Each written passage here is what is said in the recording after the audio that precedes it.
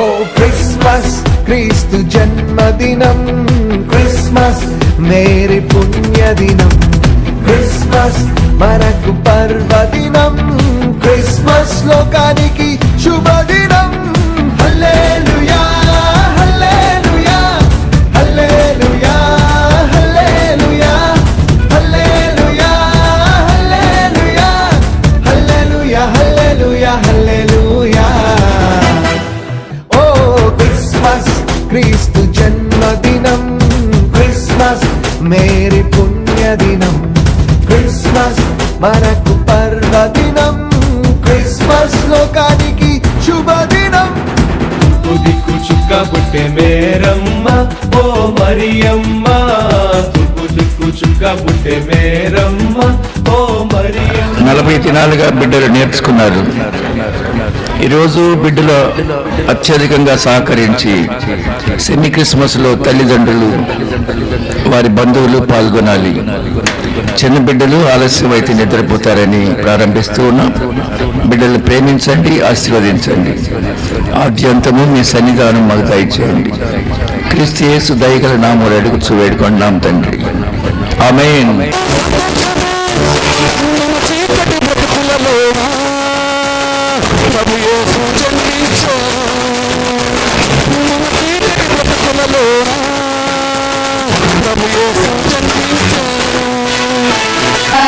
వెలిసింది గగనాన యేసయ్య జన్మస్థలము, చూపించు కార్యాన విందైన తారక.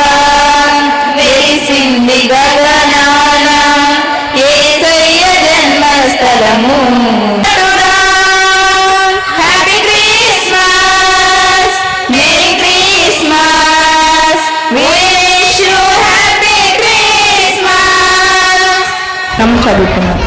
ఆ దినములలో సర్వలోకమునకు ప్రజాశాంతి రాయవలెనని కైసరు ఐగుస్తు వలన ఆజ్ఞ ఆయను. ఇది కురేనియు సిరియా దేశములకు అధిపతి అయి ఉన్నప్పుడు జరిగిన మొదటి ప్రజాసంఖ్య. అందరూ ఆ సంఖ్యలో రాయబడటకు తమ తమ పట్టణములకు వెళ్ళిరి. యోసేపు దావీదు వంశములోను గోత్రములోను పుట్టినవాడు కనుక తనకు భారీగా ప్రదానము చేయబడి గర్భవతి ఉండిన మరియతో కూడా ఆ సంఖ్యలో రాయబడటకు గలిలయలోని నజరేతు నుండి యూదయలోని బెత్లెహేము అనబడిన దావీదు ఊరికి వెళ్ళెను. వారు అక్కడ ఉన్నప్పుడు ఆమె ప్రసవ దినములు నిన్నెను గనుక తన తొలిచూలు కుమారుని కని పొత్తిగుడ్డలతో చుట్టి సత్రములో వారికి స్థలము లేనందున ఆయనను పశువుల తొట్టిలో పరుండబెట్టెను. ఆ దేశములో కొందరు గొర్రెల కాపరులు పొలములో ఉండి రాత్రి వేళ తమ మందను కాచుకొని చుండగా ప్రభుదూత వారి యొద్దకు వచ్చి నిలిచెను. ప్రభు మహిమ వారి చుట్టూ ప్రకాశించినందున వారు మిక్కిలి భయపడి, అయితే ఆ దూత, భయపడకుడి, ఇదిగో ప్రజలందరికీ కలుగబోవు మహా సంతోషకరమైన సువర్తమానము నేను తెలియజేయుచున్నాను. దావీదు పట్టణమందు నేడు రక్షకుడు మీ కొరకు పుట్టి ఉన్నాడు. ఈయన ప్రభు అయిన క్రీస్తు. దానికిదే మీ కానవాలు.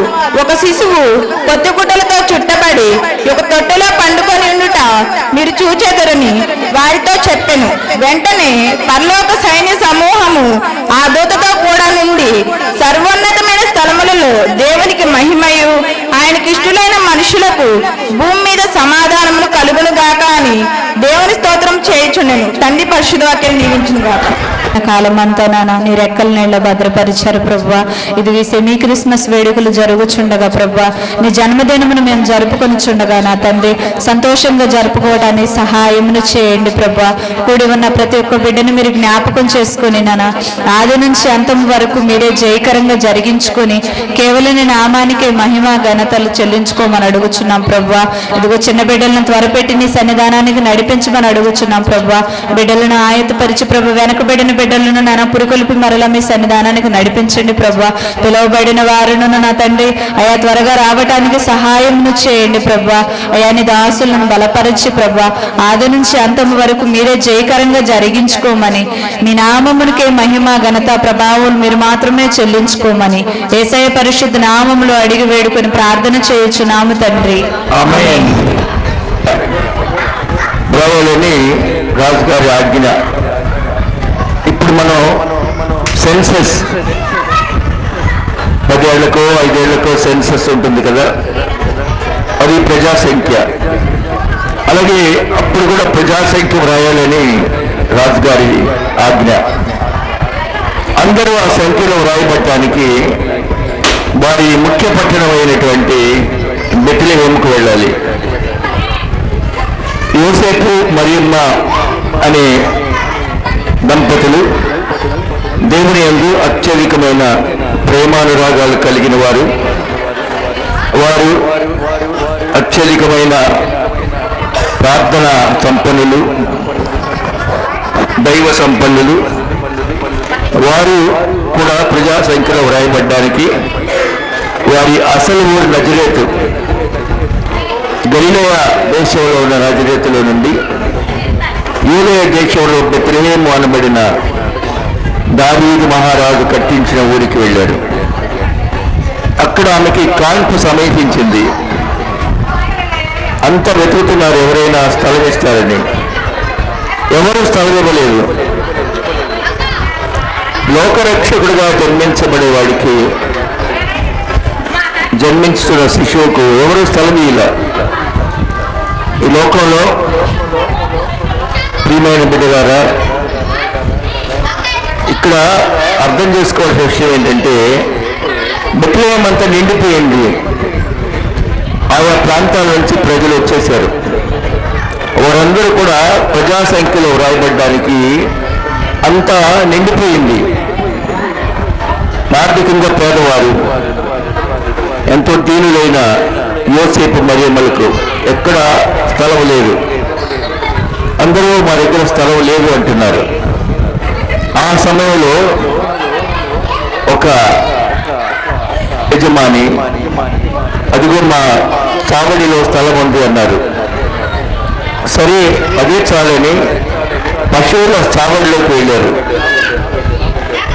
పశువుల చావడిలో కుమారుని కంది మరియమ్మ గారు పుట్టిగుడ్డలతో చుట్టింది, అంటే చింపి వస్త్రాలు. సత్రంలో స్థలం లేదు కనుక అక్కడ ఖాళీగా ఉన్న పశువుల తొట్టి ఉంది. ఖాళీ తొట్టిలో యేసయ్యను పరుండబెట్టినారు. ఇది ఇలా ఉండగా ఆ దేశంలో కొందరు గొర్రెల కాపరులు పొలంలో రాత్రి వేళ తమ మందలను కాచుకుంటున్నారు. ఆకాశం నుంచి దేవదూత వచ్చి వారి చుట్టూ మహిమా ప్రభావంతో నిలిచింది. నిరక్షరాస్యులు, పామరులు, కేవలం పశువుల కాపరులు భయపడిపోయారు. అయితే దూత ధైర్యం చెప్తూ ఉన్నారు, భయపడకండి, ఇదిగో ప్రజలందరికీ కలుగులో మహా సంతోషకరమైన సువర్తమానం నేను మీకు తెలియజేస్తూ ఉన్నాను. దావీదు పట్టణం నందు రక్షకుడు మీ కొరకు పుట్టి ఉన్నాడు, ఈయన ప్రభువు అయిన క్రీస్తు. In the city of David, a Savior born unto you, he is Jesus Christ.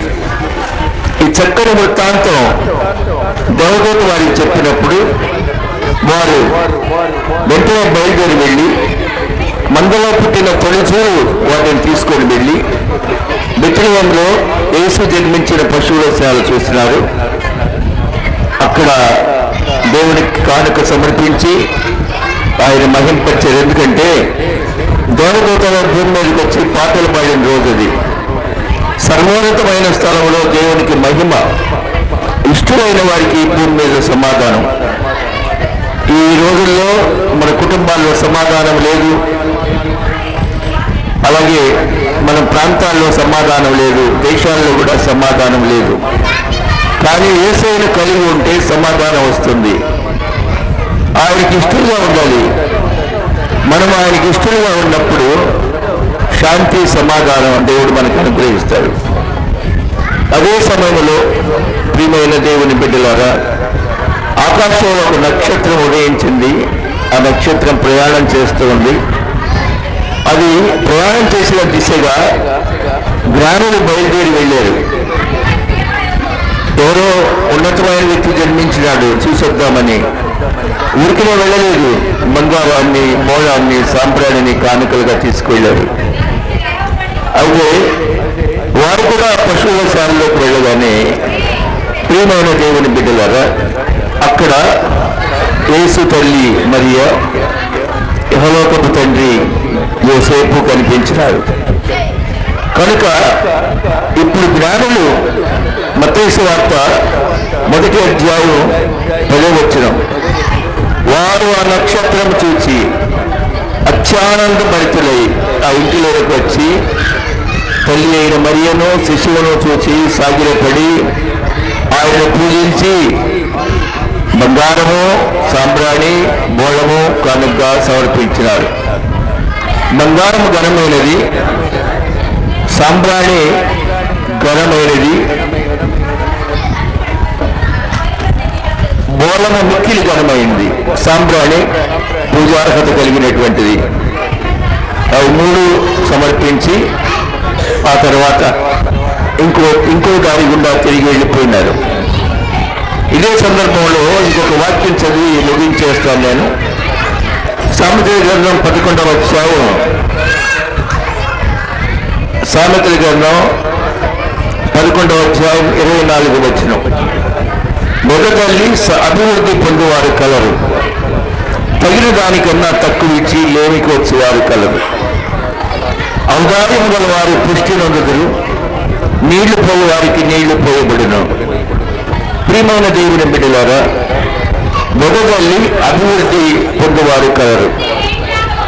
పశువుల కాపరులు తమ గొర్రెలను తీసుకొని వెళ్ళారు. అత్యంత పసిగా అంటే లేగ గోడలు లాంటివి అవి తీసుకొని వెళ్ళారు. జ్ఞానులేమో 3 విలువైన కానుకలు తీసుకెళ్ళినారు. వారు కలిగింది మొదలల్లి సమర్పిస్తూ ఉన్నారు. తగిన దానికన్నా తక్కువ ఇచ్చి దేవునికి వచ్చి వారు కలరు. ప్రియమైన దేవుని సంగమా, దేవుని బిడ్డలారా, మనం కూడా మన జీవితంలో మనకు కలిగింది ఇవ్వాలి. లోకరక్షకుడు జన్మించినప్పుడు నా కోసం, నీ కోసం, మన కోసం జన్మిస్తే ఆయనకి మనం ఏమి ఇవ్వగలిగినాం? ఈ ప్రశ్న మనందరినీ కలవరపెడుతున్నటువంటిది. ఆయనకి మనం ఏమి ఇవ్వగలం, ఏమి ఇస్తున్నాం? కాబట్టి ప్రియమైన సంగమా, దేవుని బిడ్డలారా, అలాగే మొదటల్లి అభివృద్ధి పొందువారు తగిన దానికన్నా తక్కువ ఇచ్చి లేమి పొందేవారు. లేమి అంటే పేదరికం, లేమి అంటే లేకుండా ఉండే జీవితం, పిసినారితనం కూడా. తక్కువ ఇచ్చి లేమి అంటే దరిద్రం అండి. దేవునికి ఇచ్చి అభివృద్ధి పొందుతారు, దేవుడికి ఇవ్వని వారు లేమి పొంది ఉన్నారు. లేమి అంటే దారిద్ర్యాన్ని సంపాదించుకున్నారు. ఎప్పుడైతే మనకు కలిగింది ఇతరులకు బ్రతకగలుగుతున్నామో అప్పుడు దేవుడు మనల్ని ఆశీర్వదిస్తాడు. మన దగ్గర ఉండి కూడా తక్కువ ఇచ్చి లేమికి వస్తూ ఉన్నాం మనం. జ్ఞానులు విలువైన బంగారం, ఘనమైనటువంటి బోళం, పూజకు అర్హత కలిగిన సాంబ్రాణి అనే విలువైన ఇచ్చి ఆశీర్వాదాలు పొందినారు. అందుచేతనే ఆ పాశ్చాత్య దేశాలన్నీ అభివృద్ధి చెందినాయి. పశువుల కాపరులు, పామరులు వారికి కలిగినటువంటి లేగ పశువులను యేసయ్యకి సమర్పించినారు. వారు అభివృద్ధి చెందినారు. క్రిస్మస్ అంటేనే ఇవ్వడం. ఏమి ఇవ్వటం నేర్చుకుందాం. పరలోక దేవుడు, ఒక తండ్రికి తన కుమారుడు అంటే చాలా ఇష్టం కదా. యెహోవా దేవుడికి తన కొడుకంటే ఎంత ఇష్టమండి. కొడుకును ప్రేమించినంతగా తండ్రి వేరెవరిని ప్రేమించడు. అయితే దేవుడైన యెహోవా తను అతిగా ప్రేమించే కుమారుణ్ణి మన కొరకు భూలోకానికి పంపించినాడు. ఆయన వైభవం కలిగిన వాడు, ఎంతో విలువైనటువంటి పరలోక రాజ్య మహిమను కలిగిన వాడు. అది ఇచ్చాడు దేవుడు మన కోసం. మనం మన జీవితంలో ఎలా ప్రవర్తిస్తున్నాం, అలాగే అబ్రహాము దేవునికి విధేయుడై ప్రతి సమయంలో దేవునికి కృతజ్ఞత అర్పణ చెల్లిస్తూ ఉన్నాడు, అంటే బలిపీఠాలు కడుతూ ఉన్నాడు.